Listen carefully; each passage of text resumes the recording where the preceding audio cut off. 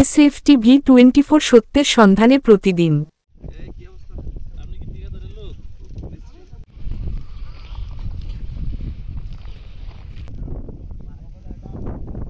সংবাদ মাধ্যমে খবর প্রচারিত হওয়ার পরে আমরা জানতে পারি যে নিম্নমানের সামগ্রী দিয়ে কাজ করা হচ্ছে, সেটি আজকে তদন্ত করতে এসেছিলাম।